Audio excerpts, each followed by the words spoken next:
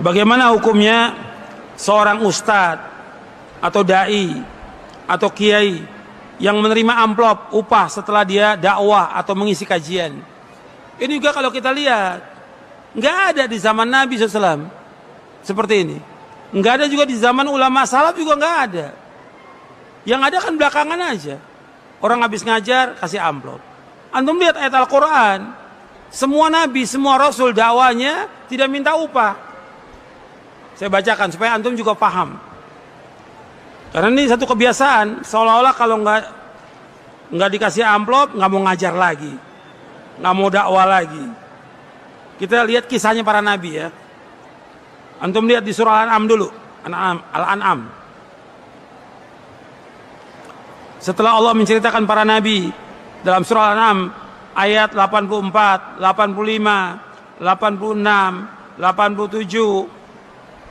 Setelah itu Allah menyebutkan tentang petunjuk mereka yang kita ikuti. Kemudian Allah menyuruh kita untuk mengikuti mereka. Kata Allah di ayat 90-nya, antum lihat di ayat 90-nya. Ulaikal ladzina hadallah fabihudahu muqtadi.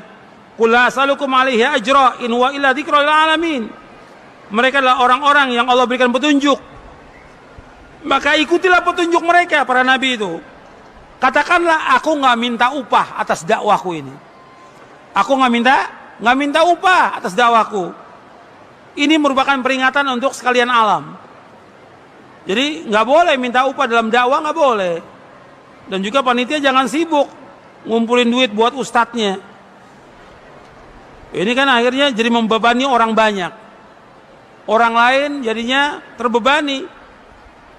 Ini kan kewajiban para ustadz, wajib untuk apa? Untuk berdakwah. Ilmu yang Allah berikan kepada dia wajib dia dakwakan karena Allah. Bukan kemudian dia ini kan minta upah. Antum lihat lagi di surah Asy-Syu'ara tentang para nabi. Allah ulang-ulang kalau ini sih dalam surah Asy-Syu'ara supaya antum paham ini. Di surah Asy-Syu'ara setelah Allah menceritakan awal nabi yang pertama, yang Nabi Nuh alaihi salatu wassalam, itu disebutkan bahwa mereka nggak minta upah dalam dakwahnya. Dari yang pertama, antum lihat di halaman di surah Asy-Syu'ara surah 26 ayat 106, 107, 108, 109-nya. Di 109-nya ketika mengisahkan tentang Nabi Nuh, wa ma as'alukum alaihi min ajr in ajriya illa 'ala rabbil alamin. Aku nggak minta upah atas dakwahku ini. Aku nggak minta upah kepada kalian. Sesungguhnya upahku Allah yang nanggung, Rabbul Alamin. Kemudian diceritakan juga nabi-nabi yang lain. Diulang-ulang ini dalam surah Asy-Syu'ara. Dan beberapa surah yang lainnya. Bahwa dakwah ini harus karena Allah. Jadi jangan mengharapkan upah dari dakwah ini. Ikhlas, karena kita mengharapkan ganjaran, pahala akhirat lebih baik daripada dunia. Kalau orang niatnya dia tujuan dari dakwahnya untuk dapat uang, dapat duit, dapat materi, yang nggak dapat ganjaran.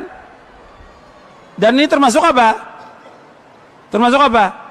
Kalau antum lihat di kitab Tauhid, ini termasuk syirik. Di dalam kitab Tauhid, nanti antum baca ya, syarah kitab Tauhid. Bahasa Indonesia, syarah kitab Tauhid.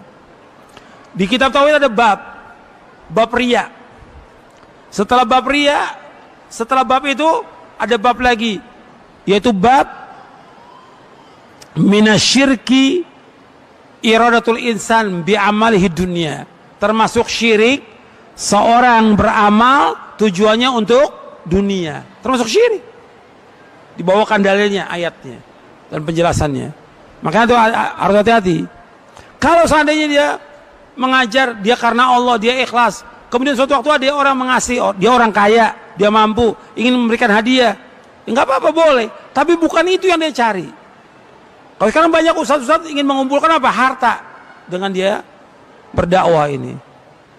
Dakwah ini karena Allah. Antum lihat para nabi, para rasul, susah hidupnya, tapi mereka punya maisha sendiri. Jadi para dai, di samping dia dakwah, dia harus punya apa? Maisha, mata pencarian. Antum lihat, Nabi Nabi Daud apa? Pandai besi. Nabi Zakaria tukang kayu. Nabi-nabi yang lain seperti Nabi Muhammad apa? Pengembala kambing dan juga berdagang. Jadi punya maisha, tinggal ngatur waktu. Ngajar cukup seminggu sekali cukup. Sisa waktunya apa? Buat baca, buat belajar, buat cari maisha. Tinggal dia ngatur waktu. Bukan tiap hari ceramah, begitu ceramah tanya, kok Ustaz ceramah terus?